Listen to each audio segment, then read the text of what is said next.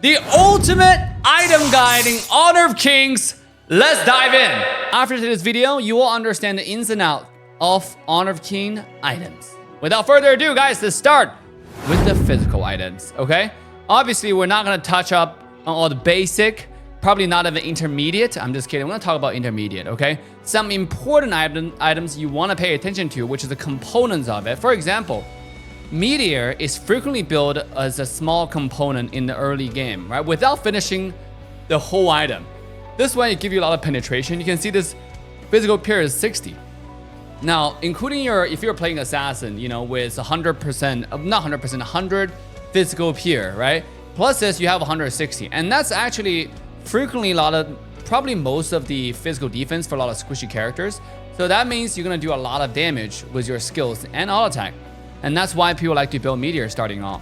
Same as the Swift Strike Lance. This is a small component people like to build before they go into something like Eternity Blade, right? Because if you need like a little bit of attack speed to smooth you out into damage, you probably want to build something like this guy, the Swift Strike Lance, right? So there's something that you can do. I frequently do this. I frequently build the Vampiric Scythe in the early game as well as a small component. Give me extra 8%. Plus some of the Arcana that I already have, which give me quite a bit of lane sustain. And so that's all I need to keep on farming. Because you understand in Honor of King, it's all about how efficient you farm using the time that you have. Gold per minute is one of the most important metrics in here. So you want to sustain and be able to farm and regenerate HP and go back to lane and continue to fight and trade HP again. So this is some small component that you can build. Now, what's interesting to me is some of the items I think are not really intermediate are categorized as intermediate in Honor of Kings. That includes Destiny. This is basically the item that you should build. Switch, like, you should almost never, and nobody does this by the way, you should almost never have this item as a starting build because this item, it should be a swap item. It should be like you build a Sage Sanctuary, which is the item that allows you to come back alive after you die, right? There are a lot of similar items in all of MOBAs that allows you to do that. And basically in Honor of Kings, you can buy that item first, sell that, and then have this as a preset to get Destiny. So that's something that you can do. Now another item is if you want to build for a lot of fighters, for a lot of marksmen who don't have a lot of money, Starbreaker is a key item, especially when enemy team have a lot of armor. We talked about last time when they have over 500 armor. 500 is the benchmark that you want to kind of see. If there are a lot of squishy characters even have over 500 armor, you for sure need Starbreaker. That's your physical purest item. The Doomsbane, the Demon's Bane. Did I just say Doomsbane? What the hell? I was about to say Doomsday because that's the next item. The Demon's Bane is the item that physical fighter would build if enemy team have a lot of magic damage. And you don't want to build like magic defense item. But frequently this is mostly seen in like fighters or junglers. You don't really see this item that much in Marksman. Because Marksman will straight up just, if I need magic defense item, I will straight up go for something like Succubus Cloak, the magic defense item.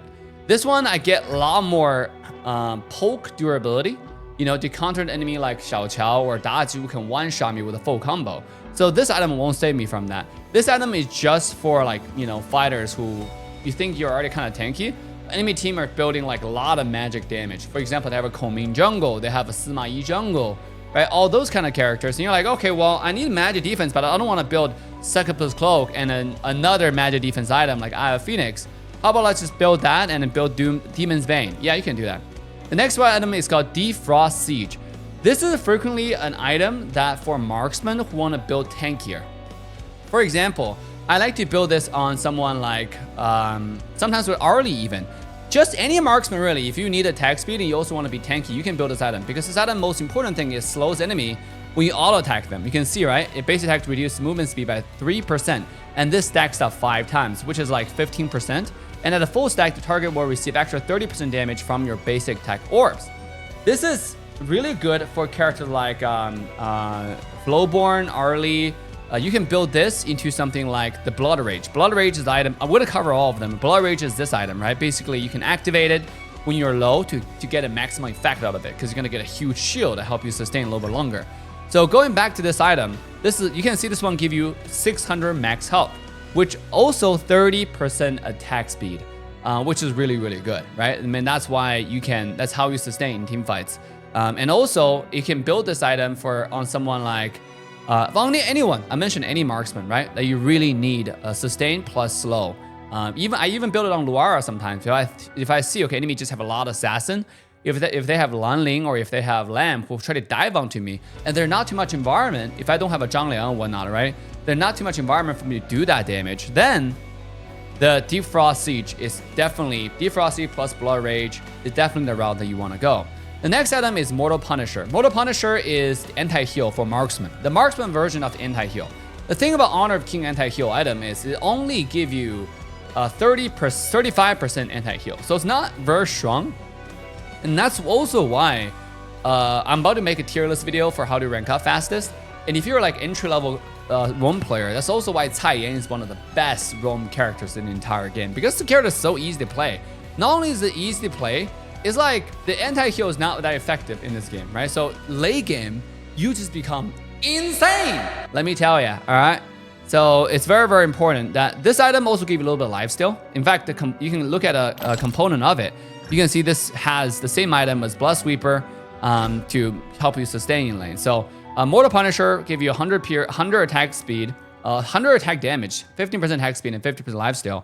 Also restore health over 5 seconds when health drops below 30%. So it's more of a sustain item.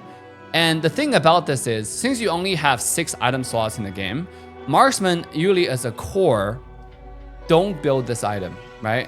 I think they need to put this attribute in some other items to make Marksman more effective to build this item. Because like a lot of time I want to build this item, but like if I build this item, I'm sacrificing a lot of other attributes, you know? Because like if I want to build like crit, Eternal Blade, if I want to build Master Sword for the more damage, if I want a Siege Breaker late game, right? Look at this gold.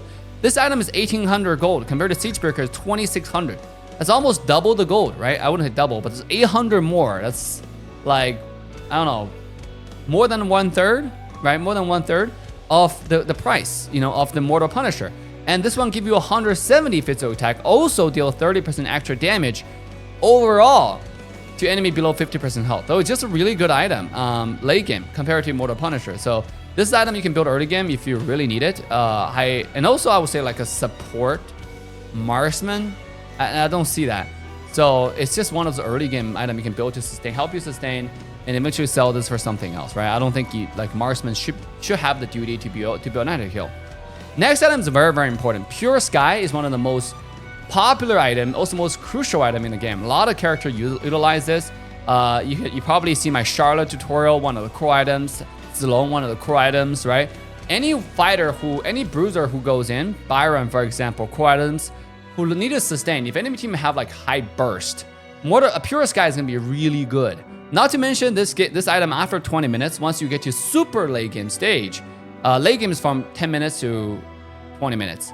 After 20 minutes, super late game, you can upgrade this item into something called Sky Dome. And this thing, last time when I saw the Sun Ce having this, and then he was driving a boat, running through the terrain. I was like, what? And that's the first time I noticed the sky, because I never really built this item. The Sky Dome, never get to the stage. I very rarely get to the stage. Apparently, this item allows you to ignore the first terrain. You can see the active item. And it's on the second page. That's why I didn't get over there, right? Removes all quality control effects when you use it. So it's really good, right? It's not just like Pure Sky anymore, where you get like damage reduction, 30% damage reduction. You also get, in general, you get 30% reduced damage taken from the enemy by 20%, plus 35%, 55% in total. For Sky Doom, you get more than that, right? You get 60% damage reduction. You also get skill slows that first enemy hero hit by 30%, right? So you slows enemy with your skills. And that means like all the fighters who can be extremely good with this, you know, look at Zilong with skill 2, Sun Ce with skill 2, any of the fighters. On top of that, you can see this orange color highlighted text. And ignores terrain for 3 seconds. Killing an enemy hero refreshes the effect duration. So if you can kill somebody when you activate this item, you're gonna get it again. And this effect lasts for 3 seconds. This is insane. This is actually insane. I think like, Sky Doom. So Pure Sky is a really good item. All right, let's talk about the important advanced item slots, right? You got Doomsday, which is basically, if you come from ML, the equivalent of DHS, Demon Hunter Sword. It does damage by percentage health, right? So when you buy this item, you know, this is basically your item you're looking for if you're gonna be building a lot of HP. Or very tanky in general, you get DHS. A lot of marksmen like to do this. If they don't have a lot of tanky fighters, then you want to build Blood Sweeper, right? This is your other lifesteal item that just give you insane amount of lifesteal. Like if you want to sustain either as assassin or marksman late game and you want to get your HP back, Blood Sweeper. And the thing about it is when I see a lot of the high elo play, they don't have Blood Sweeper for a long time. What they do is they will build Blood Sweeper intermediate, right? When they're done pushing a tower, they'll build Blood Sweeper, get all the HP back, farm everything, come back and sell this item, you know? So this is definitely not an item you want to keep for a long term because it's really cheap also. It doesn't give you that much stats either. And then let's talk about Eternity Blade.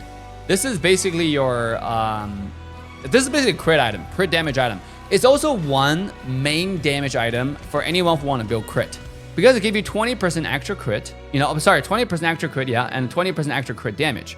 And for every 2% crit rate, increase crit damage by 1% up to 50%. So the higher the crit rate you have, and a lot of times people actually have insane amount of crit rate, right? You can have up to like, I think 100% if you just build Arcana and then use some items with it. So this basically give you like extra 50% crit damage plus the 20% on top of it.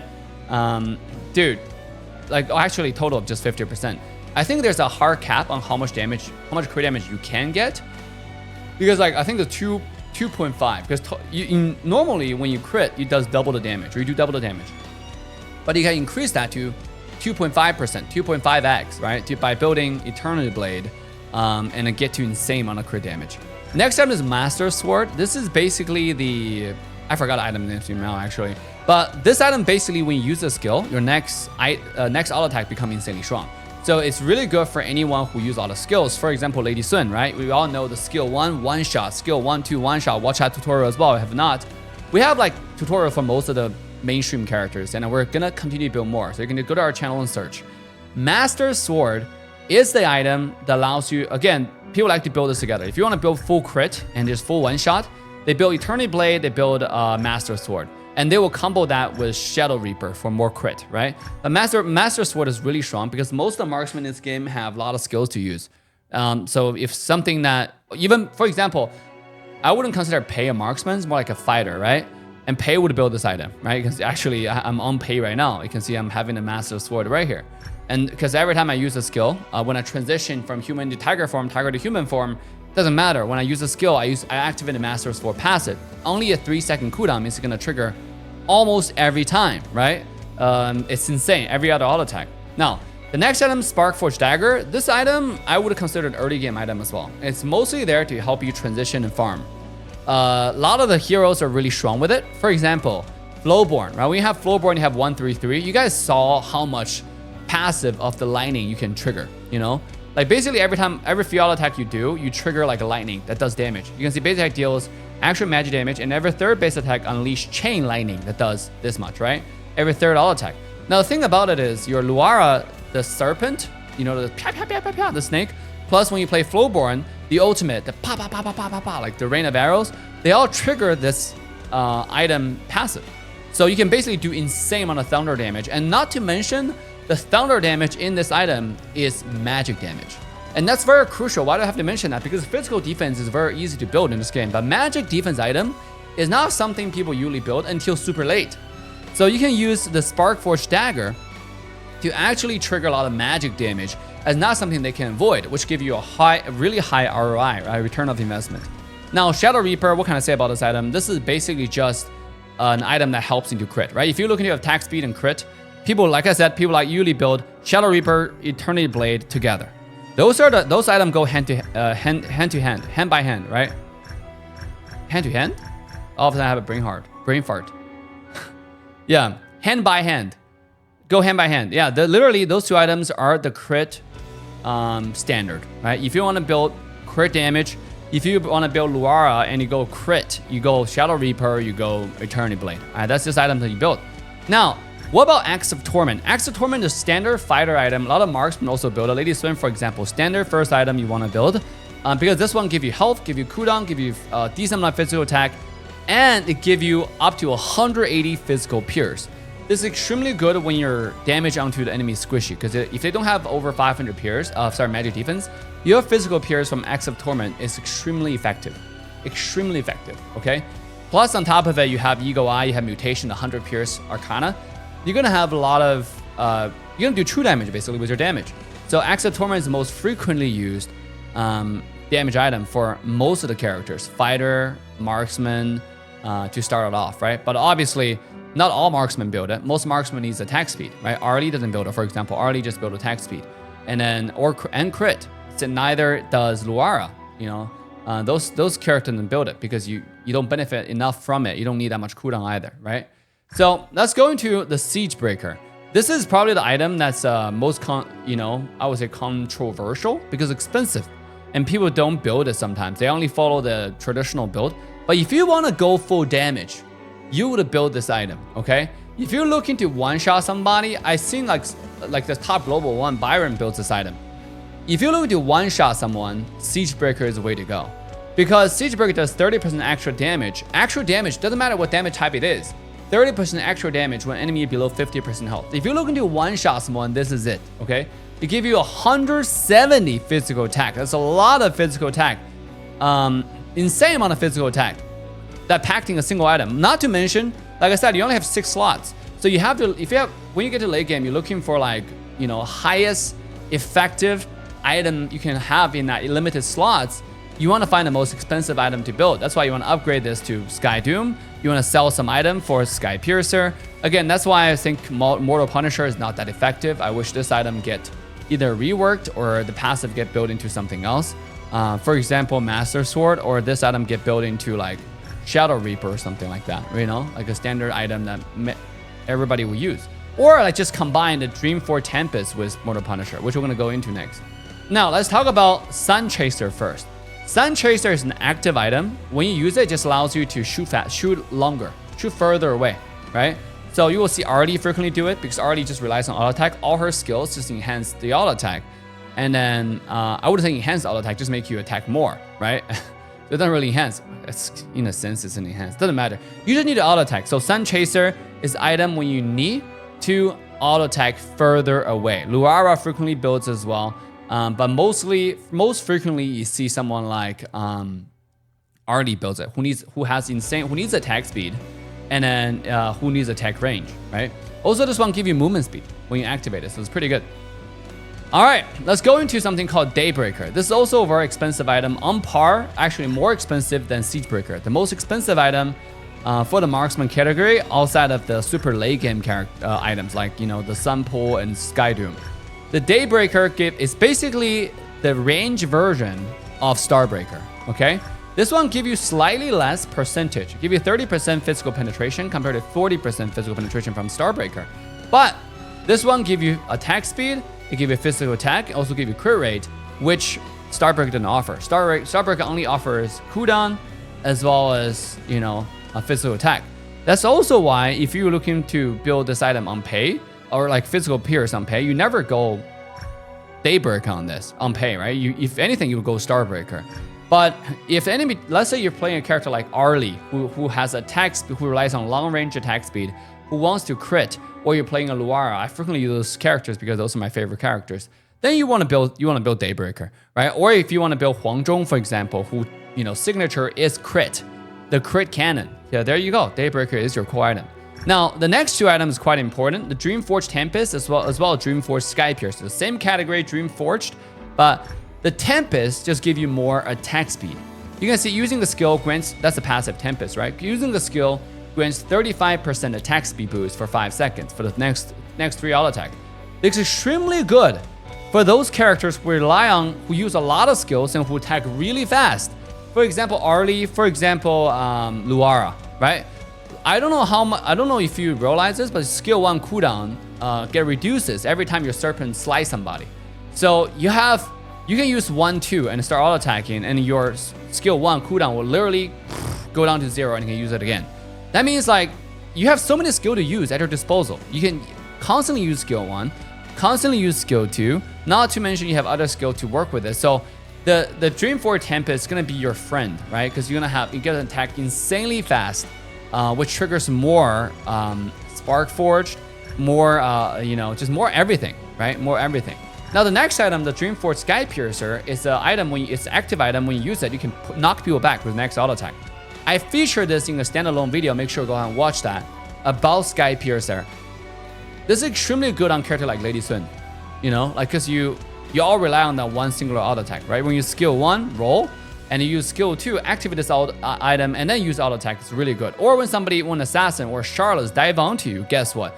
You can activate Dreamforged Sky Piercer and then push the Charlotte away. Just when Charlotte thought, she's right on top of you, Skyforged Sky Piercer is gonna be Dreamforged Sky Piercer is gonna be your friend, right? You can activate it and push them away. So it's a situational item, but it's really strong, right? Not to mention, you also have Armor Pierce. Basic attack and skills reduce targets match a physical defense by 2 seconds.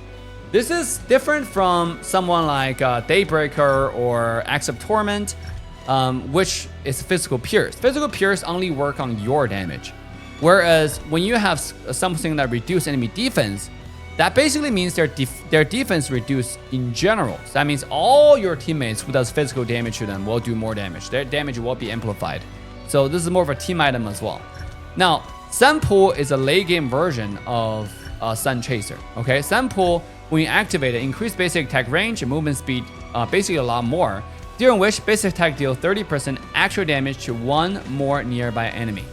So it's just an enhanced version of Sunpool. They're not super insane passive like this item has, the Sun Chaser doesn't have. You can see Sun Chaser give you basically everything this thing have, just like a toned down version, right? But we have a lot of money, why not? 3,300 is better than 2,000 gold as an item. All right, let's talk about magic damage items, okay? Same thing, the basic part. The only thing I want to mention is this Alchemist Amulet.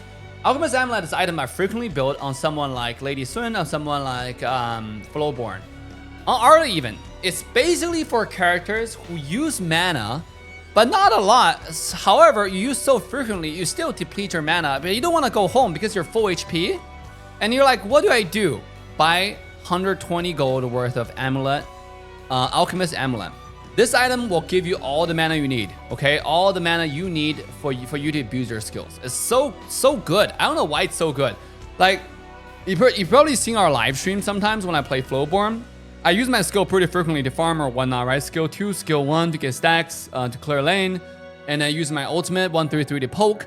And I run out of mana. But I get this necklace, I'm done. I'm good. I don't have to go home anymore. I can just stay in lane, sustain because of my lifesteal, and then go to jungle and farm. So Amulet is gonna be a really good friend. And other than that, all the other items in basic are just whatever, right? The thing I wanna talk about is intermediate. There are a few items you wanna pay attention to. Number one is called Splendor. Splendor is basically, if you come from ML, the Winter Crown, right? This item makes you immune to everything, right? You basically become untargetable for a few seconds. I believe it's for 1.5 seconds, right? That's what the item says. Also give you cooldown and magic attack. This item can be upgraded into Moon Goddess after 20 minutes, super late game, okay? And Moon Goddess is even more insane. Not only do you grant immunity, you also get a lot of HP regeneration. Take a look, right? Grants immunity to all effects, but renders user unable to use skills. When the effect wears off, grants a 60% movement speed bonus that diminishes over 2 seconds and restore a total of blah, blah, blah amount of health. 100% magic attack worth of health. Basically, when you use it, right after you come out of it, you're gonna get insane amount of regeneration back, okay? So this will help you sustain those team fights even harder. But again, it's really expensive and it's something that you build super late game, once you have all the gold. Okay, some item I don't see people build enough is Ardent Dominator. This item is something that I frequently use as item swap. So I would go from Sage Sanctuary, which is the immortality equivalent of ML, right? Sage Sanctuary into Destiny, the thing that makes you unkillable for I think 1.5 seconds. I mean, you can read it. It's for 1 second actually. For 1 second. When taking fatal damage, instead of dying immediately, it gains invincible effect and a 30% movement speed for 1 second. So that's what it does. Now, Ardent Dominator is gonna be my next item to swap with it because it's not an active item, it's a passive item, but it has a passive that says when HP drops below 30%, remove all qual control effect and grants a shield and increase movement speed. So you can sell Destiny immediately for Ardent Dominator. That gives you a shield when you come out of it, right? Because you're gonna be lower than 30% health. And not only that, you're gonna get a, you're gonna remove quad control if there is any to help, and a movement speed to help you get away from sticky situations. So Ardent Dominator is definitely an underrated item. I highly recommend you try it. All right. It's also good for like magic assassins, or in general, I just use this swap item, even though it's a magic item. Now, the next thing I would like to talk about is Twilight Stream. Twilight Stream is an item that's very, very useful for a character who does high frequent damage. For example, Miyue, right? Your damage like little crow goes in, bite people and come back, bite people and come back, bite people and come back. Twilight Stream is extremely good for that. Another character that's really good is, for example, Yixing, right? Yixing, you throw a lot of skill 1 that does dot damage. Dot damage. It's really good because Twilight Stream reduce enemy magic pierce. Increase your magic pierce, reduce enemy magic defense in a sense, right? What it does is increase your magic pierce by 16 to 30 for 4 seconds and up to 10 stacks. This go up to like, basically you have 300 magic pierce if you just keep on doing high frequent damage. Each damage source consider 1 damage instance, right? So for example, you throw 1 stone, that's a damage instance. You throw another skill, that's damage instance. So any high frequent damage is damage instance. That's why like people who do high burst damage but a lot less skill frequency would not build this item. For example, Mai Shiranui. You don't see Mai Shiranui build this item. Mai Shiranui, if you need magic pierce, you're freaking looking at voice staff, right? Something that gives you insane amount of magic pierce and a lot of magic tech. Where Twilight Stream doesn't offer that. Okay, it's more sustainability or higher magic pierce straight up number wise. Now, Golden Blade gives you attack speed for magic users. That's why you see a character like Miyue build it very frequently, right? Because that's what they do. They all attack to do damage. You see, when a base attack hits target, increase attack speed by 10% and up to 2 stacks. So you can get like 20% attack speed. When fully stacked, base attack also deals extra magical damage. So really, really good item for people who attack frequently, like Miyue. Next item is the magic version of anti-heal. Again, the anti-heal in HoK is not really effective. It's only 35%. And then it's called Venomous Staff, this item, right? But this is like one of the most commonly built item in a competitive game for magic support users, right? Because it's really hard for, like I said, for a physical user, for like Marksman, the AD carry, to build this item because you only have limited slots. But Venomous Staff is really, really good. Now, let's go into something called Holy Grail. Holy Grail is the same thing as the book in ML, right? Basically, this thing give you infinite mana regen and give you a lot of cooldown reduction. You can see 15% cooldown reduction and restore 1.5% max mana per second. If mana is full, restores 1% health per second. It's like a sustain item that's just insanely good, right? That helps you sustain in all situations. You can just stay and then consistently use skills. A lot of characters use skills very frequently, and then for those mages, you can for sure build Holy Grail to give you more sustain, right? And more mana regen, so you don't deplete your mana that fast. Void Staff is the magic percentage pierce. It's a magic pierce item that work off percentages. That's all you have to remember, okay?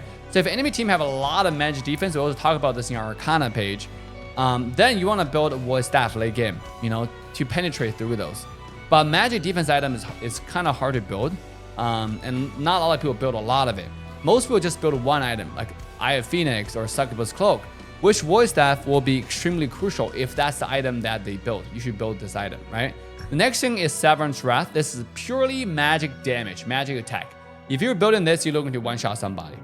If you're looking to stack up magic attack, this is the item you build, right? It give you flat 240 magic attack, and it give you 30% extra. So, in fact, all the burst mage, for example, like Mai Shiranui, you will see Severance Wrath, you will see Scepters of Reverberation, right? I frequently just call it Scepter, because Reverberation is just such a difficult word to pronounce. But yeah, usually build those two items together because it's just so good, right? Severance Wrath and then Scepter. Sorry, Severance Wrath and Scepter. Those two items give you so much magic damage. In fact, I think if you're looking to build like one-shot Nuwa build, you also build this item, and you will probably finish off with Tomb of Wisdom, which is one of the most expensive items in the magic category. And this one also gives you insane amount of magic attack, and also increase damage deal by a percentage every 100 magic attack you have, up to 12%. So basically, you're gonna do 12% extra damage based on max, based on how much magic damage you have. And just by like 400, that's just this item alone, you have 400 magic attack, which is insane. The next item is Massive Agony. It's the magical version of Doomsday. You know how we say Doomsday is percentage HP damage for physical? The Massive Agony is the same thing, but for magical. Almost, right? It give you cooldown reduction, give you max health, and when a skill hits a target, deals magic damage equal to 3% of their current health 4 times over 3 seconds. Okay? So it's more of a poke item, I would say, that consistently shred health if they're kind of tanky. Next item is Stave of Sorcery. This is the magical version of Master Sword. It's basically when you use a skill, your next base attack will do a lot more magic damage. So I think Sima likes to build it, right, for magic assassins, because this one gives you health, and it give you movement speed, and it give you magic attack, right? And also for those people who use a lot of skills. So I even use it on Dr. Bien sometimes. It's more of a fun item that you can decide on your own. Okay, do I cast a lot of skills, and do I auto attack after I cast skills? For example, I can easily say Shi Shi casts a lot of skills, right? Because you're using ult to refresh your skill 2, refresh your skill 1, lower the cooldown for your skill 2. I mean, like I refresh the skill 2 actually. But it doesn't matter, right? The idea is Shi Shi is not going to try to auto attack people. You're mostly going to rely on your skills 100% of the time. That means Stave of Sorcery is kind of useless for that mage. All right, let's go into the next item, which is August Word. August Word is it's an item that you build to sustain, and also I think it's mostly to sustain, right? Because the small component of it is this evolution crystal, which allows you to regen after you level up, right? We all know that there's an item in ML that does the same thing. But over here, leveling up restore 20% health and mana over 3 seconds, and increase physical and magic defense by 40% up to 230. That's insane, no? Basically, whatever magic defense you have, give you 40% extra. Okay, next thing is Breakthrough Rope. This is like the melee mage version that give you like more sustainability, but also give you magic pierce, okay?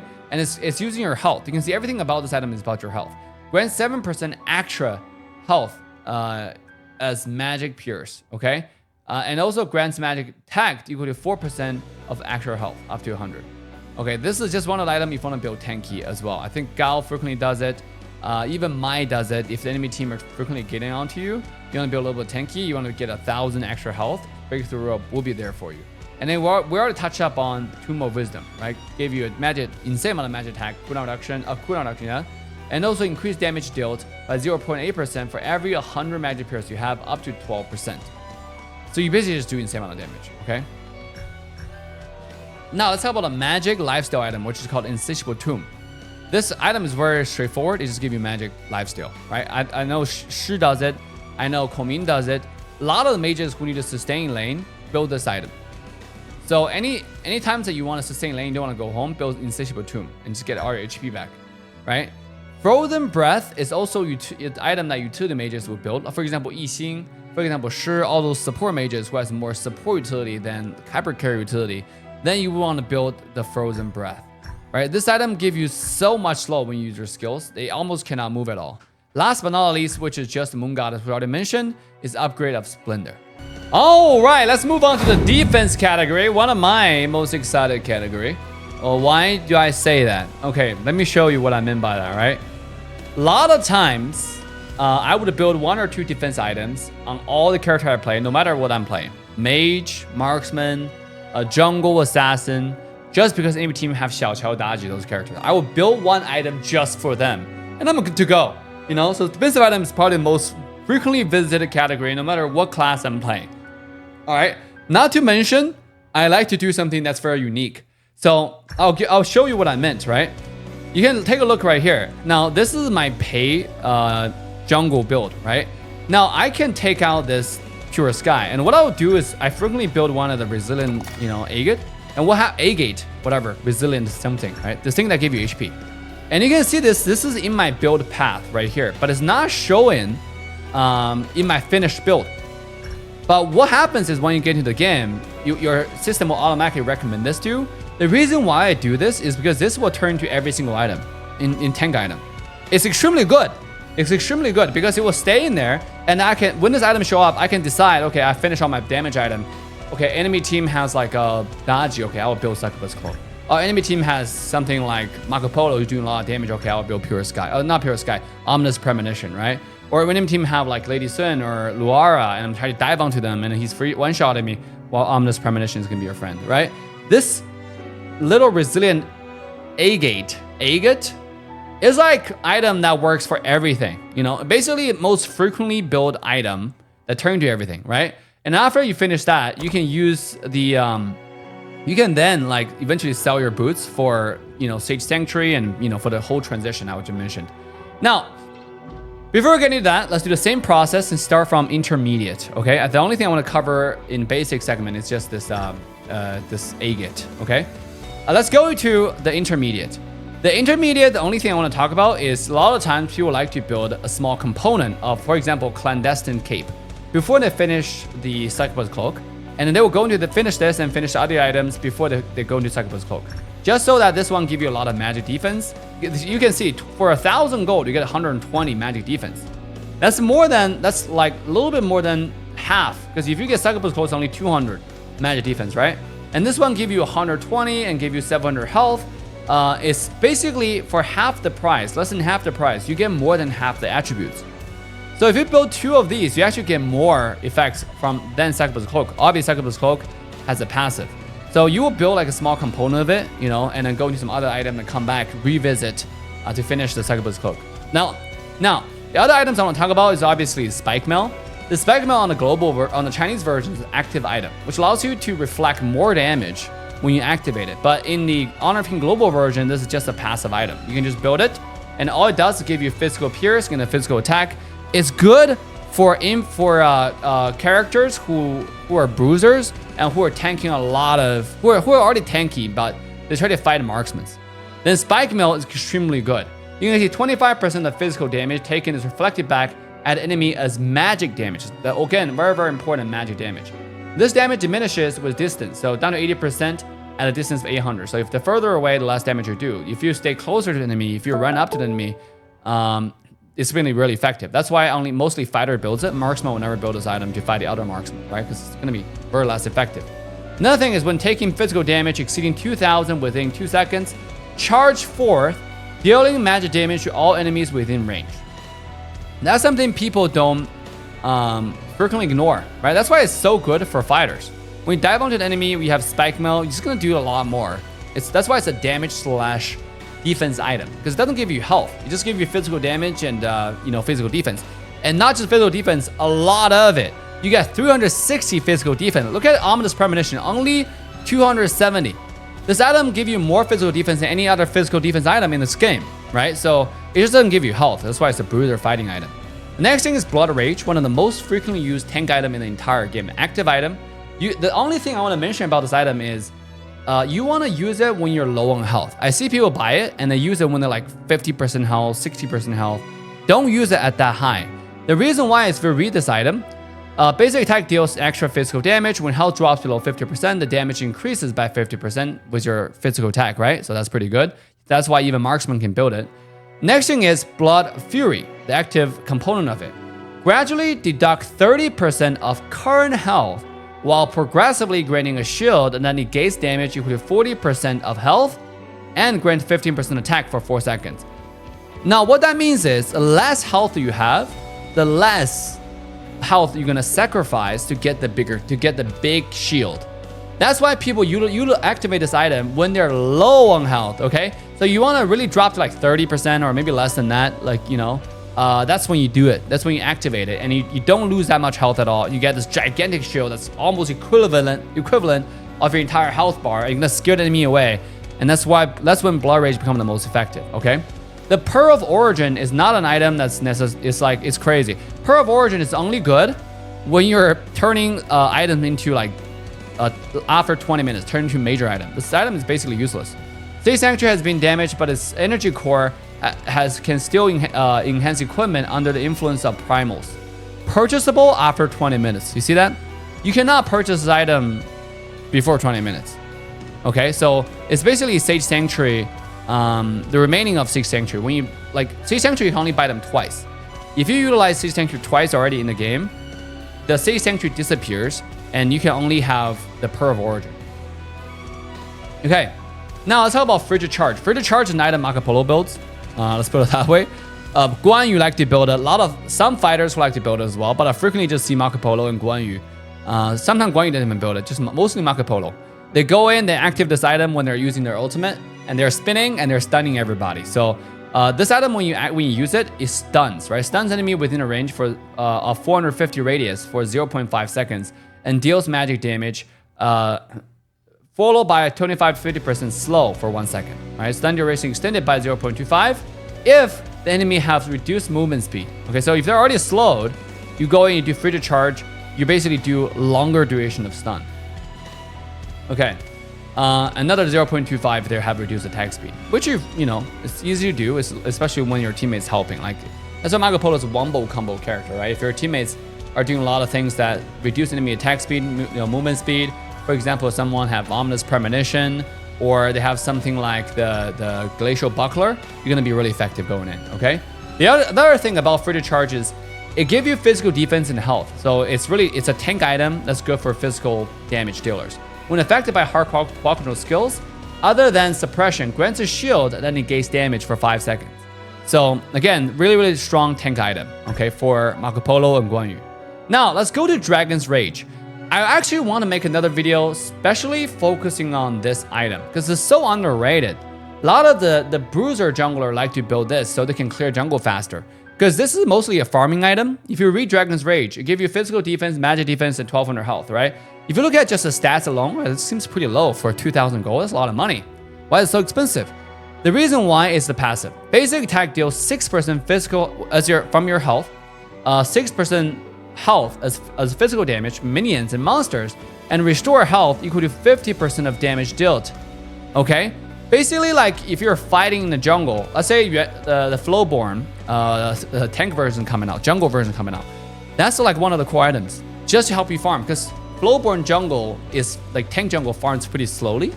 Kaiser also frequently build this item because they farm pretty slowly. So you can take Dragon's Rage, give you defense, give you health, and on top of it, it helps you farm and regenerate a lot faster. Because you're not gonna build a freaking just because you're Flowborn and you're building tank, fighter. You're not gonna build something like Blood Rage to give you regen, but Dragon Rage will. So when you're clearing the jungle, you can get a lot of health back and get ready to the battlefield after you clear the entire round of jungle. Another thing is basic attack deals 3% physical damage to enemy heroes, half for ranged heroes. So basically, this is just a damage item. This is like a damage item as your attribute, as your passive, and then tank attributes built into the item. It's really good. Now, the Blazing Cape is the item that's the defensive version of anti-heal. You can see that reduce their health recovery and lifesteal by 35%. If they're inflicted by the burning effect, which this item gives you, right? You have a radius of 400. All right. So, Blazing Cape. Okay. It's an entry-level item, and then almost like all the bruiser like to build it. For example, winning lane, enemy team is like Dwyn, Charlotte, Elaine, something like all the strong Clash lane character, Byron. Imagine playing against Byron not building Blazing Cape, right? You're just not gonna kill him. He's gonna 1v2 your ass, right? So it's very important that you build Blazing Cape. Now let's talk about Overlord playmail. Initially, this is mostly for roam, right? Like people who lead your region. But then the passive comes in, right? Like the passive says increase your total health by 4%. And those, like basically, this just gives you so much insane amount of health that you just become unkillable. Now health is universal, right? Like for example, if the enemy team is doing true damage like Marco Polo, building physical defense is not gonna work on that, right? But building Overlord, like having Overlord's playmail to give you extra health is gonna be extremely important, To increase total health by 4% and recover 0.5% every second. Recovery effects doubled after 3 seconds if not attacked by enemies, so 1%. Total, basically, if you're not being attacked, you're roaming, you can get like, from lane to lane, you're looking at a 10-15 second rotation. And then if you're not attacked for like 3 seconds, it start kicking in. Basically, you're looking at a 10% HP regen from rotating from lane to lane, right? Especially late game where you're not going home, where you're sitting in the bush waiting to get vision. Overlord playmail become extremely effective. Now, Dawnlight. Dawnlight is frequently used as a support tank item. Why? Because the attributes. First, they give you 10% cooldown reduction. On top of it, the passive. Dealing damage, upon dealing damage to enemy heroes with basic attack or skills. Grants shield that negates damage to self and a nearby teammate. So basically, let's say you're playing Ming, you know, and you're constantly next to a teammate because, you know, like what kind of Ming plays alone, bro? This is a core item because you can then auto attack, and when you deal damage with base attack and skills, grant your shield to negate damage to your teammates, right? It's extremely strong when you're team fighting when they get a shield. You frankly, for those who are new to this game, if you wonder why all of a sudden sometimes you get lucky in a team fight, like where does the shield come from? That's probably because your support built downlight and the support used like a skill 1, use an auto attack like secure or whatnot. It's just one of the core items if you're constantly looking at body mode, right? If you're playing Tai Yan, whatever, any body mode character frequently built downlight is a core item. I already touched on Ominous Premonition. This item is core not just for, you know, tank or support.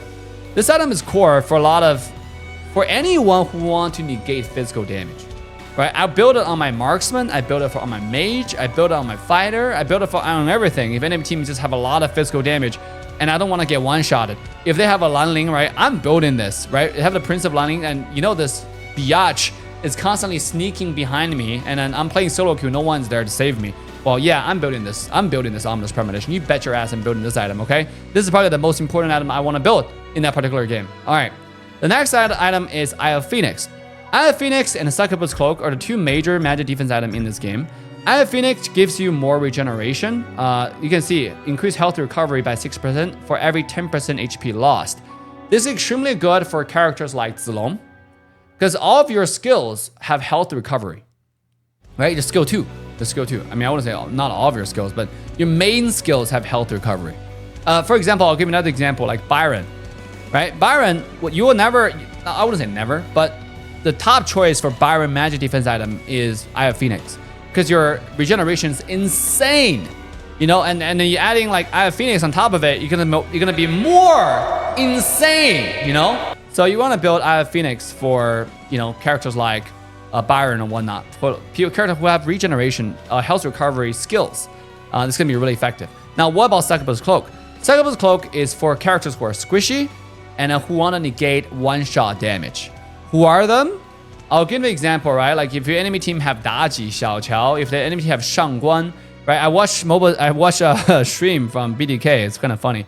And Zane will frequently complain that he's getting one-shotted by this Shangguan who's flying in the air because he's building the wrong item. As a marksman, doesn't mean you don't build defense item. If you see enemy team playing a Shangguan, he's constantly coming onto you, it's very, very important you build Succubus Cloak. Because having this item, along with your teammates standing next to you who are getting vision, will almost make sure that you don't die. Another scenario is enemy team have Mozi, Xiao Qiao, right? When they constantly just like to throw a skill 1 at you, Mozi like to throw a skill 1, pa. It gets really annoying, right? Like for those people who don't build Succubus Cloak, you're like, holy shit, my health is gonna, you know, slowly getting chipped away. They're further range, they're really far away. I can't reach them. I'm low before I join a team fight. That's because you didn't build Succubus Cloak. Succubus Cloak passive grants a shield and negates up to 1500 magic damage out of combat.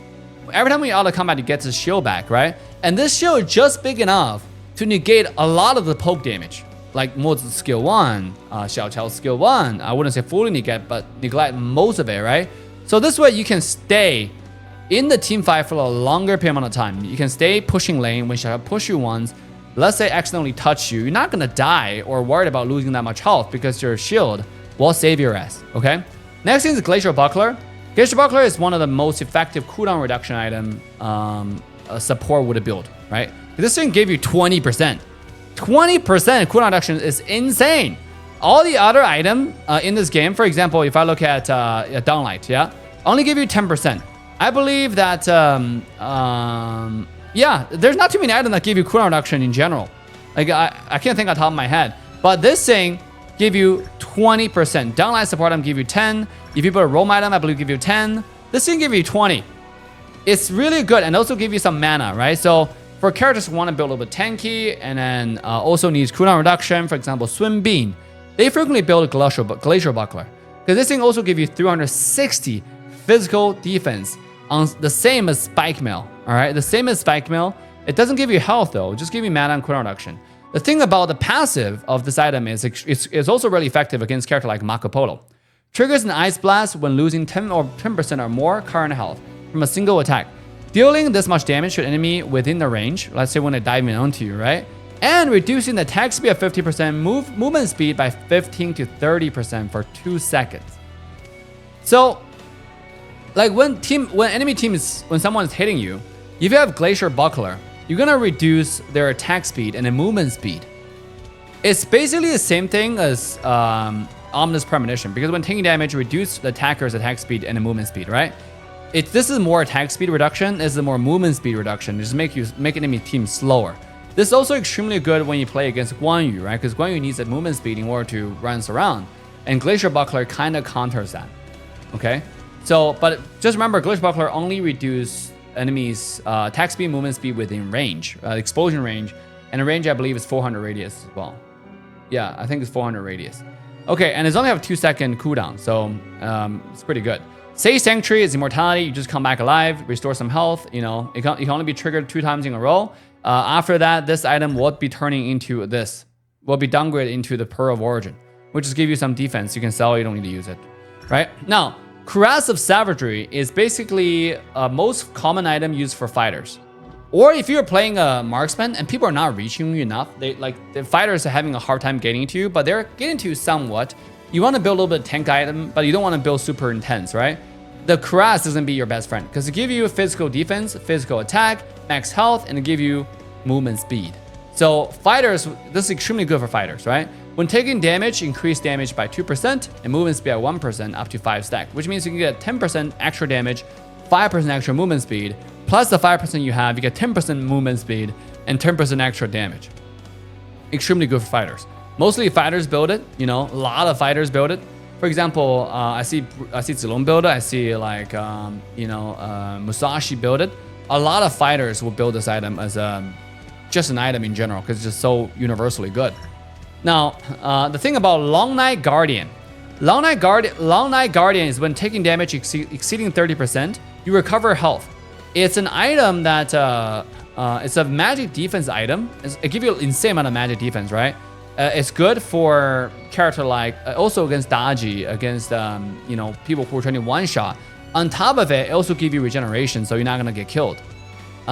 This is mostly used, not on Marksman though, because you want to get this shield, so it doesn't go to your health anyways. But if you're not squishy, if you're like a fighter or a tank, they build Long Night Guardian, right? Because you have enough health to sustain the damage while regenerating, which makes you even tankier. So Long Night Guardian is a magic defense item that's tankily built. And then let's talk about Frostscar Embrace. This is equivalent of Master Sword, but tank version, right? You cannot build those two items together. Master Sword, when you use a skill, you do extra damage. For this item, for Frostscar Embrace, is a tank version of that. Every time you use your skill, you do extra damage, and you slow the enemy by 15 to 30% for 0.5 seconds. Okay, so it's really good if you are playing like Zilong, for example, because you need that tankiness. You need the physical defense. You also give you physical attack. You also give you cooldown reduction. You also give you mana and health. This item is just universally good. It makes you tanky, slows enemy, which is something you need. And for those characters who use a lot of skills, like Zilong, because it's standard, or Musashi, who use a lot of skills, you can basically chase people indefinitely and they cannot move because they're infinitely slowed by 30%, right?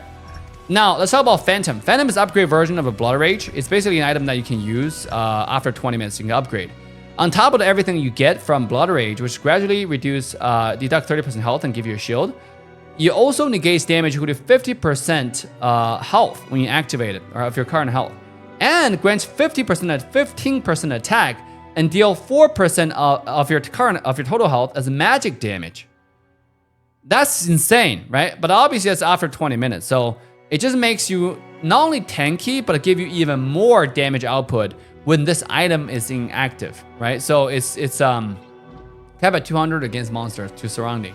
So it's really good to surrounding enemies per second. This effect lasts for 4 seconds. Damn. Yeah, Phantom, this item is less frequent because it's only upgraded after 20 minutes. But after 20 minutes, you can for sure just upgrade your active item. Same as Winter. Winter is upgraded version of Frigid Charge. That's it, right? And then when you use it, it's like everything is upgraded. You see, like Frigid Charge stuns enemy, right? And does a little bit of magic damage. This one freezes enemy within the range and deals as much magic damage. And then followed by immense slow for 1 second. The freeze duration is increased by 0.5, then team has reduced movement speed, and there's 0.5 extension if they have reduced attack speed. So if late game, after 20 minutes, Marco Polo doesn't just have stun, it has freezes. It's more intense. It's like, who has freezes? For instance, Princess Frost, the skill 2, right? That's considered a freeze. It's the same thing as a stun, I think. There's no actual difference considered the level of the quad control between the two skills. I would say this, the thing that's most important is actually just the duration. Because free to charge started from 0.5 seconds and increased by, it can cap at 1 second, where this stun duration is capped at 1.5 seconds, so it's longer. And then it's like they're slowed immensely, right? That's the actual word. Whereas the free to charge only slow for 25 to 50%, so it's not immensely. Where this one is immensely, right? Not immensely. Now let's talk about boots. For boots, there are only few things I want to talk about, okay? In Honor of Kings, you can switch boots for free. For every 5 minutes, you can switch your boots one time. And for free. And the people who does it, the masters who do it really well, okay? Like, let's say you're playing a fighter. You're going against another fighter in lane. Usually, you don't want to build Boots of Tranquility. You want to get Boots of Fortitude. Same as Marksman, you're fighting another Marksman in lane and you're getting ganked by another physical damage. Boots of resistance is useless. You want to build Boots of Fortitude. And then when you start joining team fight and there are a lot of quad control coming in from everywhere, you know, like enemy have a HoE who's throwing a stun from 1,000 miles away. Yeah, Boots of Resistance is going to be good. But before that, Boots of Fortitude is going to be good in lane, okay? So, and then later on you can switch to Boots of Resistance, which reduce your quad control duration by 25%. That's what resistance means. Resistance by 25% is basically, let's say if something is supposed to stun you for 1 second, if you have this boots, it's only going to stun you for 0.75 seconds, which is really effective, really effective. Now, the next thing is Boots of Tranquility, which is the item that give you CDR, right? So heroes like Diao Chan would build it, right? Boots of Arcane, mages, Boots of Dexterity, which is like Marksman. Last but not least is Boots of Deafness. I want to mention this item because it's very frequently seen on mages, but it's less frequently seen on entry-level players. Now, what I mean by that, so if you're playing a fighter and try to escape, you can also build Boots of Swiftness, you know, like a Boots of Deafness, right? So when you're running away, you just came back, you've seen the top players, they will switch your normal boots into Boots of Deafness just to run away faster. Because the default movement speed on this is 70, where all the other boots is only 60. So 10 extra movement speed.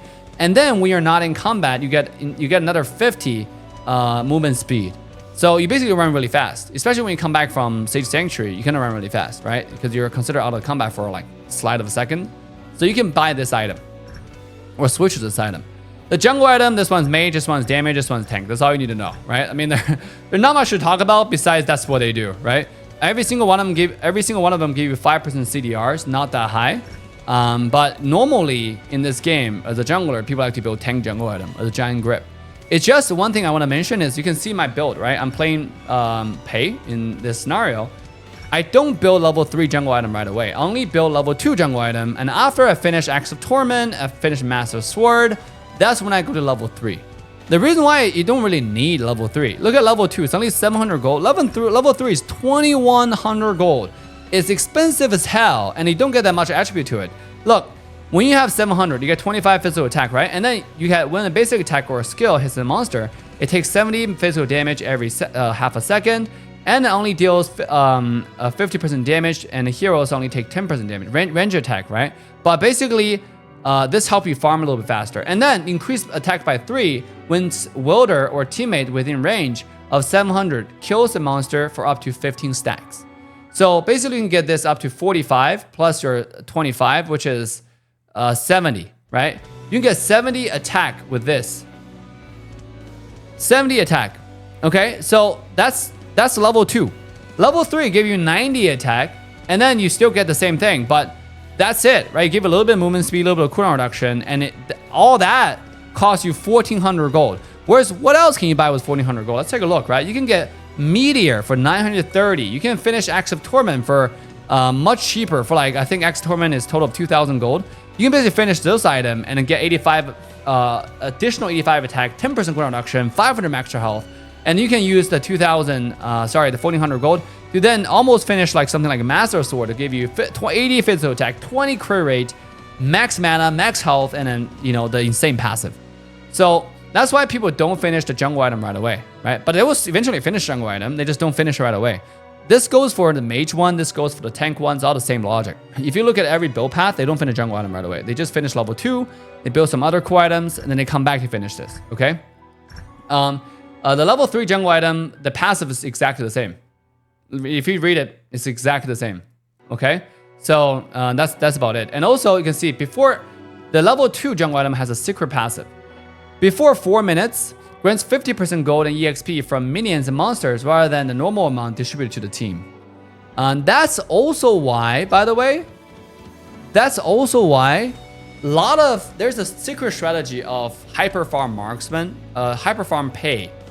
So you will see this jungler going to lane, right? They will not buy any jungle item. They will clear the lane and then buy the jungle item, then buy the hunter knife, and then go into the enemy jungle, start invading.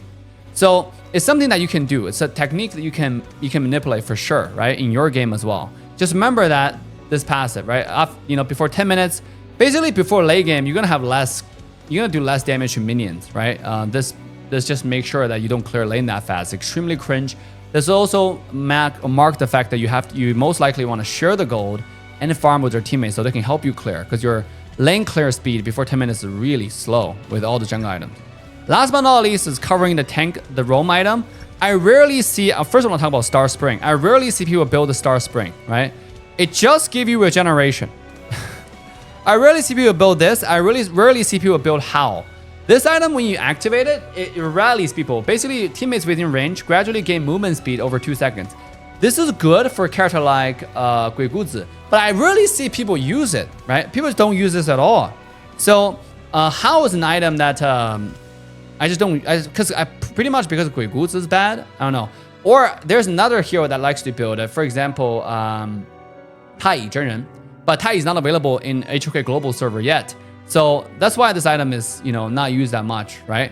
But the other items are frequently used. For example, Radiance. Radiance item they can use that slows the entire area of enemy, also detect vision, which is really, really good, right? Mirror Domain. When you activate this item, release a surrounding light wave that deals damage 4 times to enemy heroes within range, and equal to blah blah blah, and inflicting slow, 25 to 50% slow.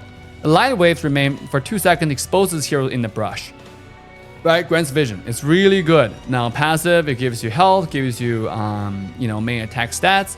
Also give you guardian aura, grants defense and restore health every 5 seconds. Teammates within range gains 50% of this effect. Right, so support items are goated. Support items are really, really strong. So supports usually build support item pretty early on. Right, this one, the redemption just gives you a shield. That's all you need to remember. You know, gives you and then teammates within the range a shield.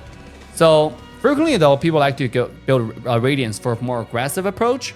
But if you're like if you're getting poked a lot, right, by enemy for example, they have something like Mozi, right? You really want to defend that. Okay, well, redemption is probably for you, you know, to defend that poke. Or when the enemy team have like gun mode, this is not going to help you that much, but you know, it's going to help you a little bit. so redemption, you can consider that. Most frequent item is still Radiance. That's a long episode, guys, and that wraps it up for today's item guide. Hopefully this item guide helps you in your gameplay. And share this video with your friend if you want to get extra 20% act tokens so you can buy more skins, the incredible Bleach collaboration. Use a link in the description or QR code on screen. Make sure to check out Arcana guide if you want to learn more about what Arcanas you have access to, how to build Arcana if you're looking to build Arcana, if you're that kind of person. Because right now people just like to, you know, build recommended Arcana, to be honest. But if you like to build Arcana, you can also watch the Arcana guide as well if you have limited resources, right? Watch that video, you'll learn how to build Arcana. Again, use the link in the description or QR code, get 20% extra token. Ascended signing off. We'll see you guys all next time. Here it is next time.